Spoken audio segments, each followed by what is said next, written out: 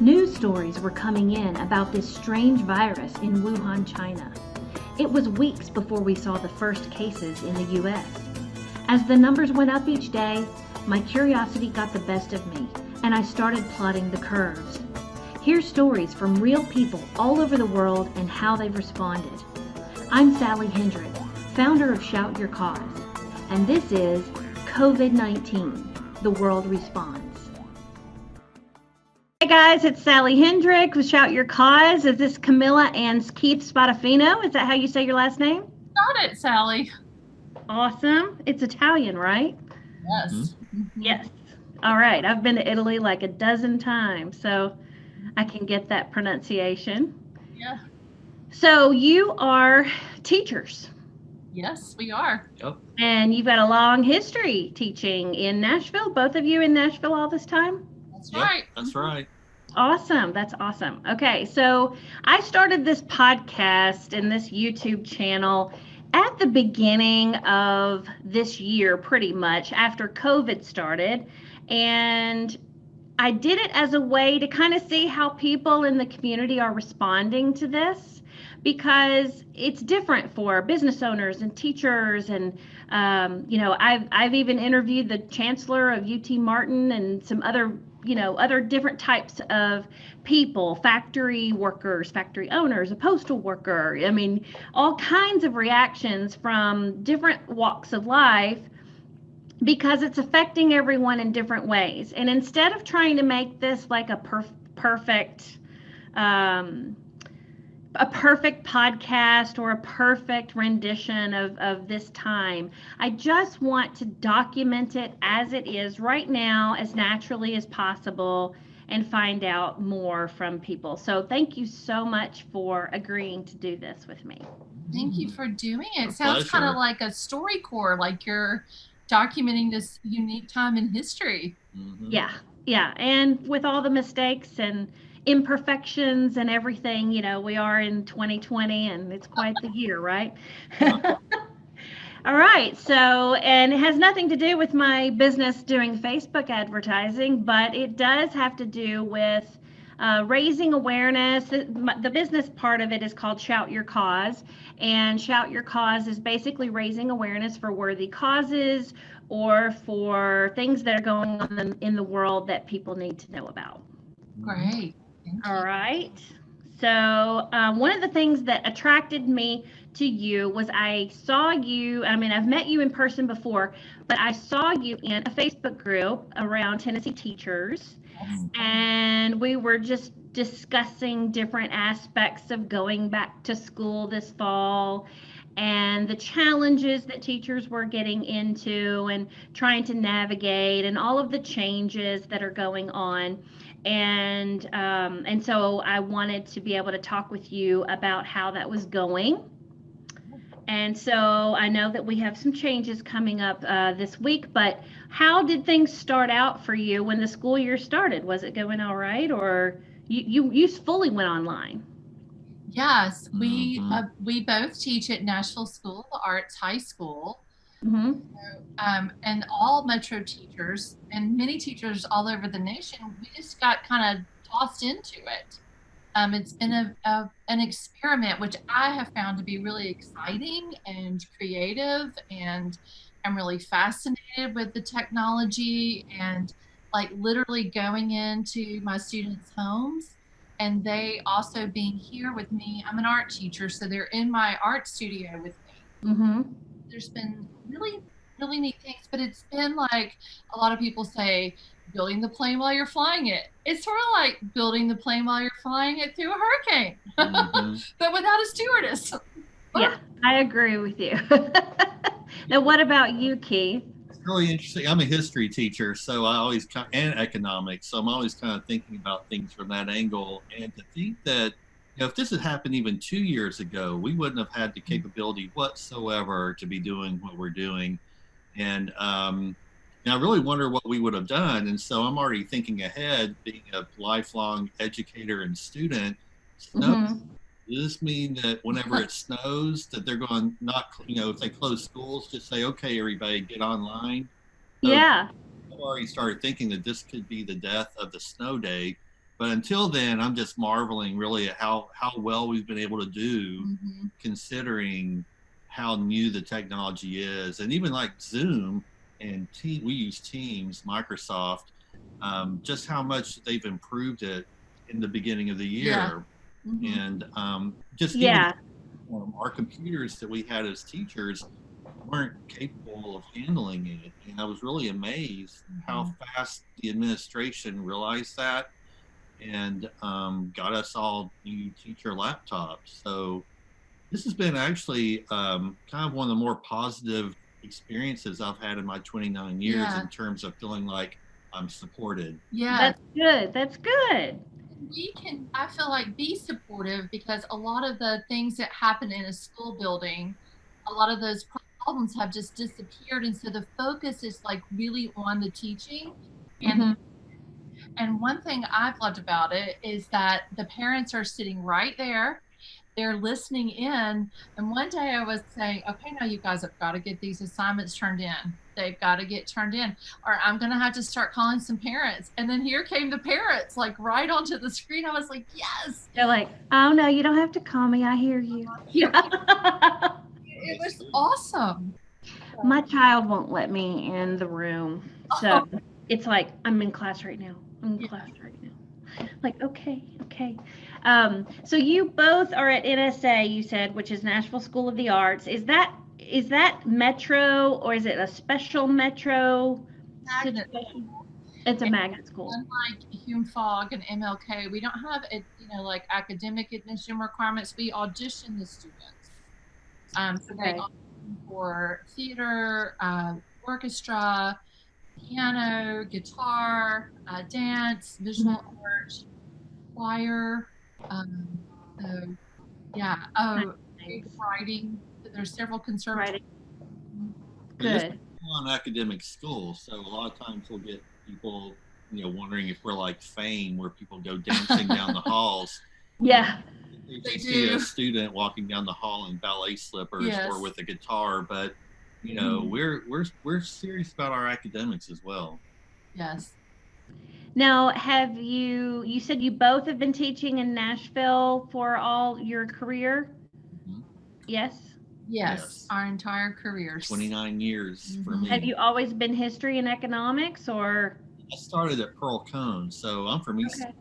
So they needed an econ teacher, and so they actually came and found me. I had no intention of moving to Nashville, and ended up at Pearl Cone for 11 years, and then went to NSA just for a different challenge, and I've been there 19 years. So wow, I've really enjoyed all of it, really.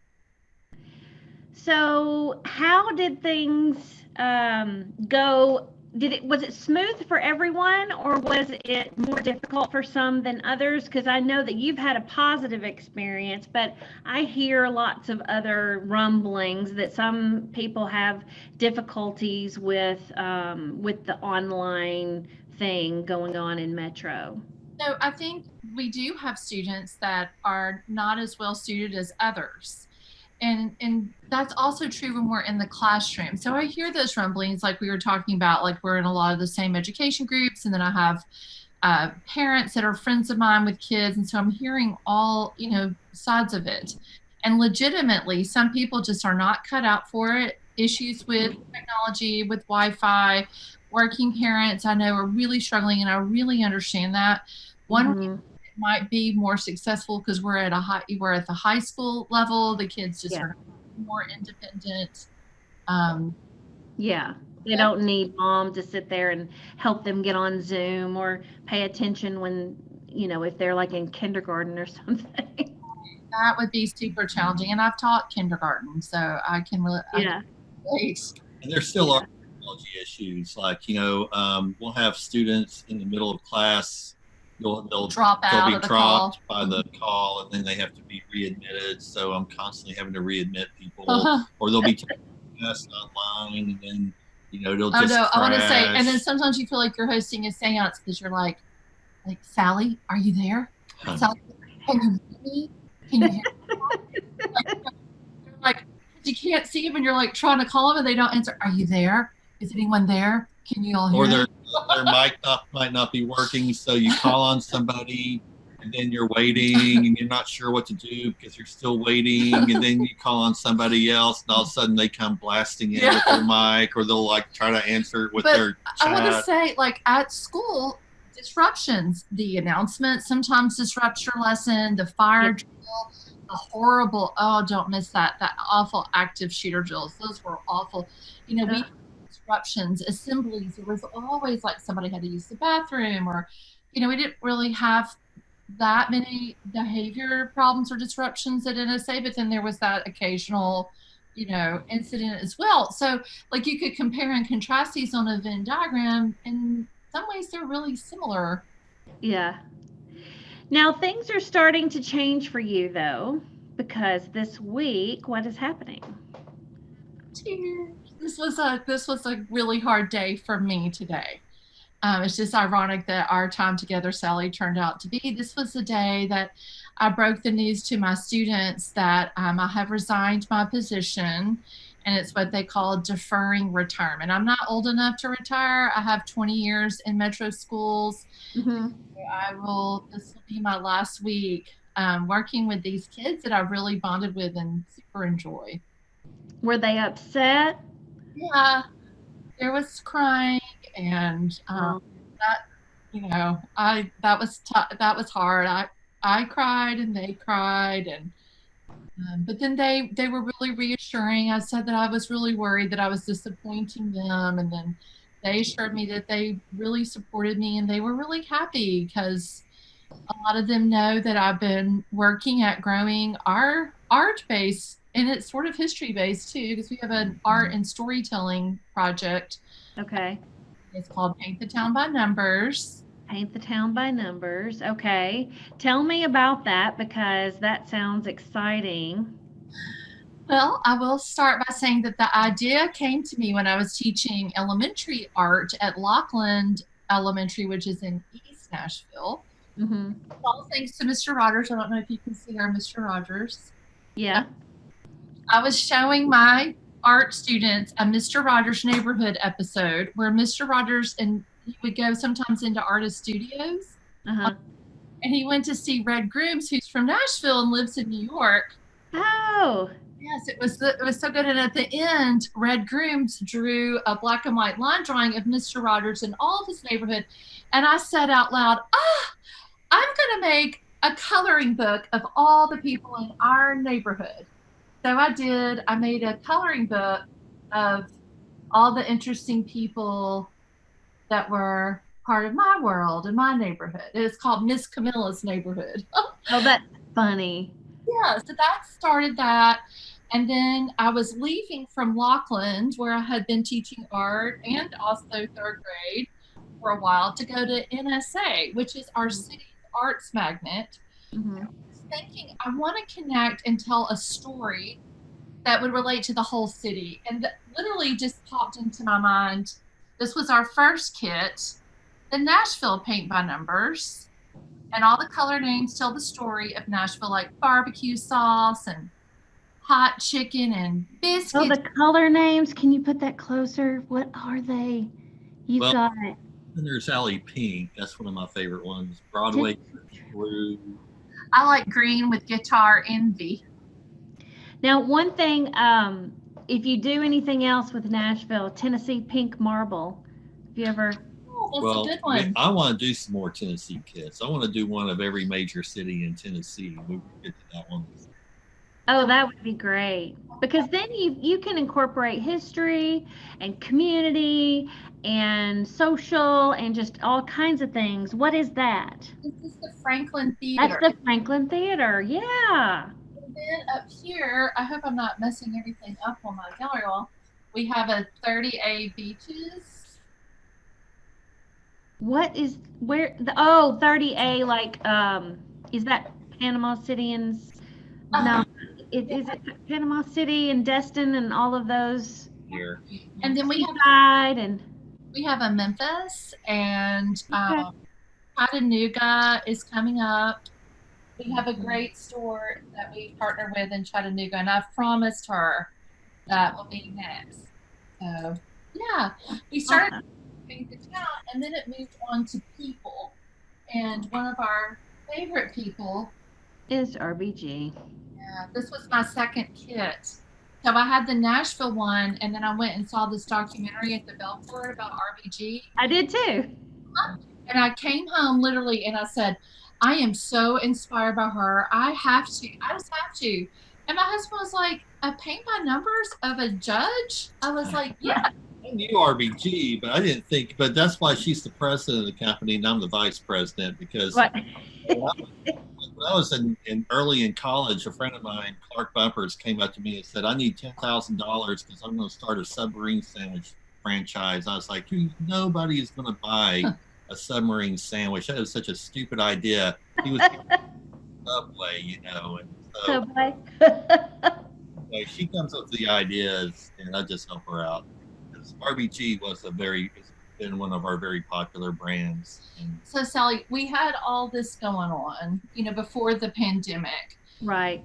Literally. I mean, I honestly, once the lockdown started happening, it was frightening. My phone we sell these primarily on Etsy, and we have a few retailers, including Barnes and Noble and Blick Art Materials. So, I mean, wow, it's like a miracle. I don't know. I've been doing this for a very long time. My phone was going cha-ching, cha-ching, cha-ching, cha-ching, like all with the virus going viral. Our business went viral, and we needed help, but we couldn't get help because everyone was scared. I mean, I was scared, bringing someone into my house. So it was almost impossible to keep up with the demand because our community pours the paint in these paint pots. I have them printed locally. All of it, the paint is made in Kentucky. We assemble them all pretty much ourselves. Mm-hmm. We're working night and day, and then the paint factories closed down. I couldn't order paint. We were running out of paint. I ran out of brushes. I couldn't get brushes. Like, this thing was totally. It really was amazingly scary how things were. It was just like I had to shut down my Etsy. I was like, what are we going to do? Then customers started emailing me, just make a waiting list. So I was like, made a waiting list. And then the waiting list was just like, yeah. But hey, that works too, because you open up the waiting list and then it's like, we've got this much ready to go. And once it's gone, and then we're back to waiting list or whatever. I had to get this. Have you ever heard of Who Gives a Crap? It's a toilet paper company. Like, okay. Yeah. When all the toilet paper was out, somebody posted on Facebook that I know in Atlanta, and she said, I love this company. It's like, they donate to, underprivileged, whatever. I don't really know exactly the thing behind it, but it's bamboo toilet paper, and it's supposed to be bad for the environment and whatever. And they have the cutest marketing that goes along with it, the whole branding and everything. So every toilet paper roll is wrapped in a different color paper or different style paper. It's mostly black and white. And then there's the gold ones that are like you're at the end of your supply. And so it's like the golden nuggets at the bottom of the box. and it's like either stripes or polka dots or something throughout these little wrappings, and it says Who Gives a Crap on it. It's really cute. But we've ordered it now for 4 months. I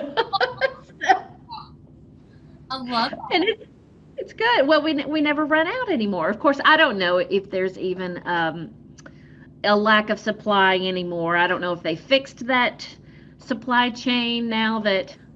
Pardon?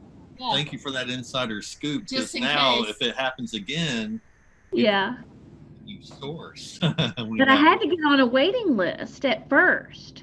And so once they emailed me and they're like, hey, you've got until Tuesday to order, and then you come off the list and go to the end or whatever. And I was like, oh, well, I better make sure I order. And next thing you know, I'm a repeat customer. Hey, I love that story. And then each roll is like a little gift. Yeah. The paper can be reused actually. The outside. Like our paint supplier, it's been months now since they've gotten back to work. They went back to work in May, and here it is almost October, and they're still backed up. Because their supply chain is disrupted, probably for maybe for the containers that they come in, and then people don't want to work, because, I really understand they don't want to go into a factory. So they're having trouble getting employees. And then the same thing with our paintbrushes. Our paintbrushes would be in the warehouse, but they couldn't get anyone to go in and ship them to us. So it was begging, calling every day. And it was really something. And then I had to go and be really inventive. And because the paint we use is deco art, and they have stripped it down to only their top 40% of their paints.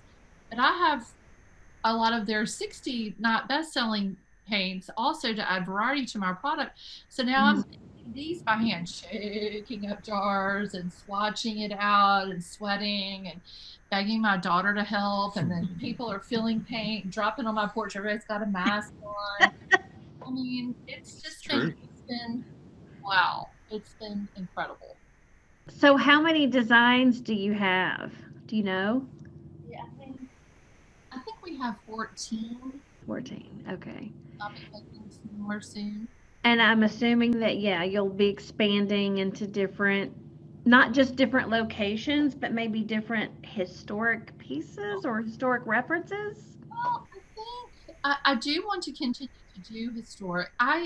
Like Mr. Rogers, the documentary inspired me. RBG inspired me. I have an Aretha Franklin, again, from West Tennessee, where Aretha Franklin was born. And I wanted to do a singer, and I felt inspired by her.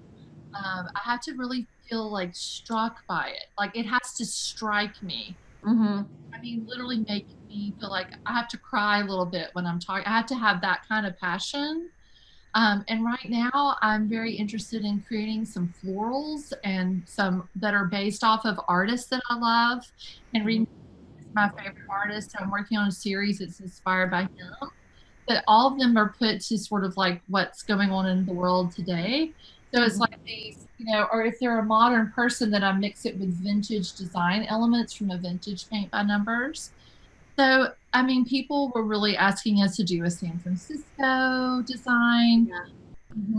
Because we started out as paint the town by numbers, so we were just going to do towns. So we kind of diversified, but we have so many ideas. And here's our New York. It says persist. Okay. I created that. Our last family trip was to New York for the New Year. So I was crying on the plane. I'm about to see the Lady Liberty. Oh, yeah. She was obsessed with Lady Liberty. We were That's walking. all she could talk about. We were walking on the highway. I was like, stop talking about it. Do we see it? And then I saw it. I was like, so it's profound. Because, that's something that we've all heard about, right? And then when you actually see it. The immigrant story, and it means so much to me. So I made that as soon as we got home. It was like all of them, like I have to feel passionate. Persist. We argued in our family about why I chose that word, and then the pandemic came, and look what happened to New York. But not just to New York, but to all of us. We all have to persist now. We have to stay the course. Perseverance, persistence, all of these things we've got to get through. I'm afraid it's going to be another year, but Now, are you still teaching though, Keith? You're still. Oh yeah, I'm sure my students were hearing all the news today, and they're probably going, "Man, I hope he's going to go." They don't. They love him. I teach AP, and it's a tough course. AP. Advanced placement courses, a lot of the students who have never had it, there's definitely a learning curve when you go from your standard classes all of a sudden to this whole level. So that's a whole new thing. Right. It's being challenged is tough, and it takes a different amount of time for different people. So we're in that time of year right now where there's definitely some students who are struggling, and I don't feel as bad because I know they'll do okay in the end. I see it every year, but when you that's in that situation, you're you the student, it can be scary for the first time when. Just like it was scary for us in the midst of trying to run a business in a pandemic. Well, I remember the first time when I was at UT Knoxville, my freshman year, I took an honors Western Civ class with Dr. Trainer, and he looked like Aristotle. He was really a scary looking guy. And the first essay I wrote, a student peer graded it, and the student gave me an F minus. F minus, that's pretty bad. The next day, and I was looking around to see if anybody was, but nobody, I couldn't tell who it was. And then Dr. Trainer just crossed out the minus and left the F, and I called my mom and dad. I was just like, I don't know if I should be here. So I know it's scary, but I finally got the hang of it. And once I got the hang of it, it never left me. So yeah, I'm still going to be here, students. So well, I think this is so wonderful because I honestly, I knew that you were doing the paint by number thing, but I didn't realize, obviously, that was going to be your full time. So do you think that you'll keep selling on Etsy, or are you planning on moving to something like Shopify? I have heard about Shopify. What I like about Etsy is, and Shopify, maybe look into it, I really like the software that backs up Etsy, how easy it is to ship things, all the data that I get. And I like that Etsy's a platform like Amazon that people just come to Etsy, like they go to Amazon. And so it's really helped my business. That's how Blick Art Materials found me. That's how Barnes & Noble found me on. Oh, okay. And then we've been approached from, what is it? Uncommon Goods. I don't know if that's going to work out or not, but had some conversations with them. And then Anthropology found us there. They wanted their designs on a canvas, and ours are on a chipboard. But they may circle back around later. So just saying, like, Etsy has really benefited me because a lot of traffic goes there and they advertise. Well, it's pretty unique what you've got going. So, but you know what it reminds me of? I've got them right here. The magnets, like this is Ellis. This is which one is this? Elliston Place Soda Shop. Yes. The magnet, and I can't remember the name of the artist, but all of the. Right, I love those. Yeah. City stuff. Oh, here I've got these too. Vandyland. Yes. And Donut Den. Oh, we miss Vandy. We used to go there back in where it was. Loved it. I was like, I was trying to think of what it was. I've also got the Donut Den coffee mug. So I've got several pieces from that collection, but he does those posters and everything as well. And he's expanded all over the United States. So I don't know where he started. I just know that it's the posters and the coffee mugs and the magnets. Those are the things I know about. So who knows where you'll go with this? Well, people have a lot of pride in their hometown. I know in Nashville, you go to anybody's house in Nashville, they're going to have at least one Nashville something, and some people just decked out because people really are proud of Nashville. We love Nashville. Everybody does. It's just a great place, and we like to show our spirit. Yeah, but you've even dug into this whole pop culture thing too, because you've got Mr. Rogers and there's got to be lots of other characters and people that would be from TV back in the day, and the nostalgia comes out with that, or the historic reference like you've got with RBG. So you have so many opportunities. Someone else that inspires me, this was a design I was working on right before we got out for the pandemic in March, is Harriet Tubman. And I had worked out the design on the marker board at school, and I chose the word listen. And it's a starry night sky, behind her are silhouettes of trees, and I can't wait to get back to that one. We've been so busy producing, like selling and emailing and all that business side of it, and then school, which has been a pleasure for me. I'm so thankful that I got to experience this part of history with the remote teaching. Yeah. Just so much that I am looking forward now to being able to return to what I love, and that's creating new designs. Well, maybe you'll have a virus. Virus one, a Yeah. pandemic. My students thought I was behind this because I used to always kid them when I was doing my student teaching in Knox County schools. We got out a week for flu. And since I've been in Metro, we've been out for floods, tornadoes twice. We've been out for a hurricane. We got out for rain. We've been out for cold. We've been out for heat. And so what I kept saying to my students is we've been out for everything except the flu. And all these other counties are always closed for flu. And I was like, when are we going to get out for flu? We've got to get out for flu. You got it. You got it tenfold. It's been, by the time we go back, if we go back in January, it will have almost been a year, since we've been in an actual classroom. Okay, wait a minute. So Sally, people have said do Dr. Fauci. What would you think would be a good way to commemorate with a paint by number? And anyone that's ever listening to this, please, I would love to know. Oh, he's all shaky. Yeah. Yeah. Flatten the curve, Dr. Fauci, my bubblehead. I could do myself and say flatten the curve. Dang, you should do a series of just what's behind that camera there. I'd like to see what all I you know. got back there. I have all sorts of things back here. I have like my little props. So I teach online, but I teach social media traffic. I teach website stuff. I teach Facebook ads, Instagram ads, how to make videos, how to do animations, how to tell stories with content online, and how to grow your client base, grow your following, and then turn them into clients with the whole sales process. And so that's kind of why I asked too about the Shopify thing, because a lot of people who sell products, retail products or whatever, they sell on using a Shopify website or BigCommerce or something like that, which is what my husband has. But yeah, this is my little pin for, I have a school.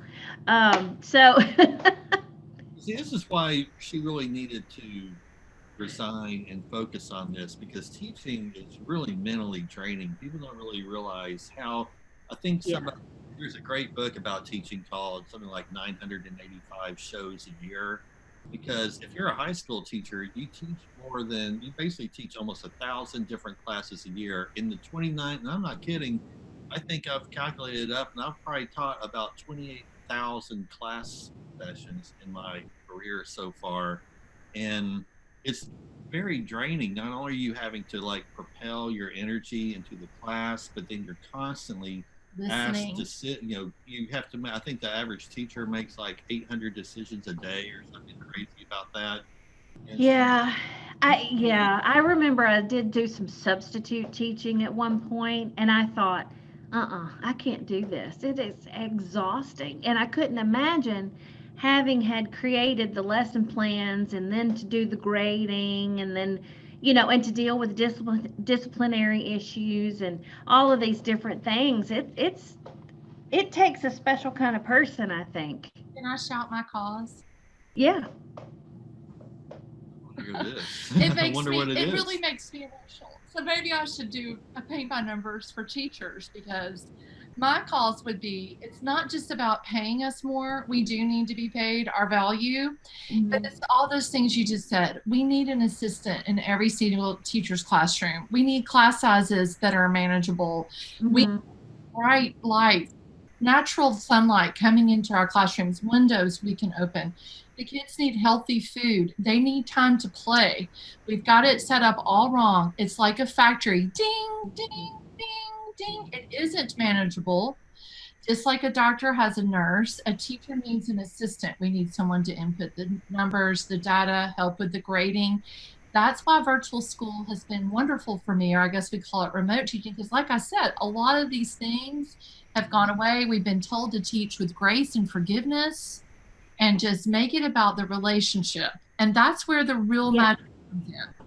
And I wondered about that because at the beginning, before the school actually started, a lot of teachers were talking about it and how in the spring it was just kind of dumped on everybody right in the middle of the semester, right around spring break, and nobody really knew what to do except to push the same content, the same expectations through the computer to these children, and it just wasn't working, or to hand them a list of assignments to do on their own, and that was obviously not going to work that well. So to come back and expect to have everything be like it is in the normal classroom while you're doing this online, it just doesn't work. There's so many other factors, and we should take that opportunity Yes. to mess up, Yes. make mistakes, and come up with a new way.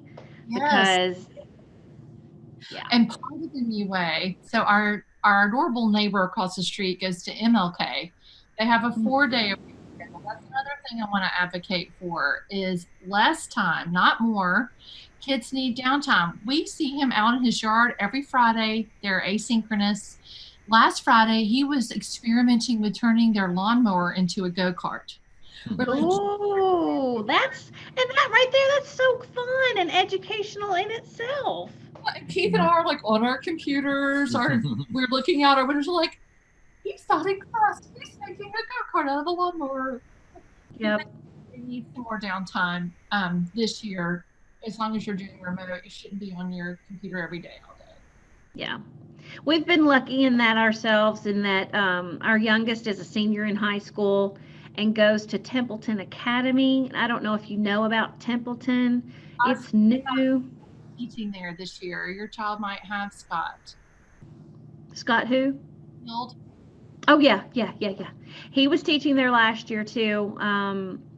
We had, what was the class? Improv with him. Mm-hmm. And then another class, I can't remember the other class, but that's one of her favorite teachers. So that's been good. And he owns the comedy club, and they went on over there with the class to the comedy, club and everything. So that was great. Yeah. He inspired a lot of teachers and kids, and he's done workshops. He'd be a great one to have on your program. He's a super guy. He's a what? Super guy. He's really super guy. Yeah. Really made a positive impact on education in our city. Yeah, I agree. I absolutely agree, because he was over at Curry Ingram, and then he came to Templeton, and we started at Templeton in their first year last year. And it's just a different model. They only take 2 classes at a time, and they dive deep and get a year's worth of curriculum in that first 9-week term. And you still get the same amount of classes, but it's just a very different way of doing it. And it really worked out for us. And right now, for the pandemic, we did a little bit of a hybrid model in the beginning, but now we are on an 8:30 to 1 p.m. Monday through Thursday schedule for regular classes. And then Friday is like community, clubs, advisory, that kind of a thing. So, and that's from home, but Monday through Thursday is in person. But they're so small that they have plenty of space to keep those kids apart from each other. And well, it'll be interesting to see, like people have always said, nothing is going to be the same after this COVID thing. And no. Even in MMPS, I can definitely see there'll be changes. I'm sure. Who knows what they'll be, but I hope they don't take away snow days. That's all I know. If this computer business causes us to have to miss our snow days, then it has been truly a disaster. Yeah. Well, waiting for the reckoning of public schools, the way we've seen with the Black Lives Matter rallies and protests. Affecting, because public schools impacts every ethnicity, socioeconomic level. All of those issues come into play here. Mm-hmm. And I feel like where is it going to happen? I keep hoping and waiting for that. Well, and I like the fact that, as far as the hopeful thing of what's coming out of this, is that everybody's going to get online. Everybody's going to have this equipment that they need. And this is something that's not always in every home. And maybe they're having to kind of figure it out right now, but eventually it's going to be like, this is something that's just a given. It's not like, a privilege thing. Not everyone, because a lot of the surrounding counties didn't do this. And so in my opinion, this is going to, it's really going to widen the gap. Because I've told our MNPS kids, you have an advantage here because you're learning this technology, rapidly adapting, building skills that are going to apply to your future career. Mm-hmm. And kids that aren't having to go through this struggle, like it has been messy. But like you were saying, you need the mess, you need the unravel, you need the struggle to make it better. Yeah. So I feel like our kids, that are doing a hybrid with part remote or in school, whatever, definitely having an advantage there. Yeah, I agree. Well, thank you so much. I've enjoyed speaking with both of you. It was a treat for me. For me, I loved it. We love to talk. Yes, talk teachers to us. Okay, well, thank you so much, and I will let you know when I get this all situated, and I'll send it to you, okay? Thank you, Sally, so much. It's good to be with a fellow West Tennessean. Yes, that's so funny. I can't believe I didn't know you, but Well, I tell you, the barbecue in Nashville has gotten so much better. I mean, it used to be terrible when I first started teaching in Pearl Cone. I asked them, where's the best barbecue in town? And they were like, Wits. And I was like, oh. And, yeah. That's true, because I've been here since 92. And I grew up in West Tennessee and Memphis. I went to Memphis State, so the whole... Now Central Barbecue is in Nashville, 2 locations. And That's good. That's some serious barbecue now. So. Sally, I was also at Memphis State. Were you in a sorority? 86. No, I just went there for 1 year, 1986 through 87. Okay, I graduated 88 from high school, so I was there in 88 until 91, and then I moved to Nashville. So, nice. Okay, well, have a great day. Thank you. Sally, so much. All right. Take care. Bye-bye. Bye.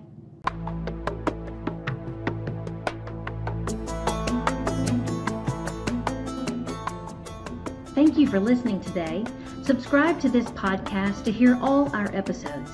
Go to shoutyourcause.com to our podcast page for information on our guests and notes from this show.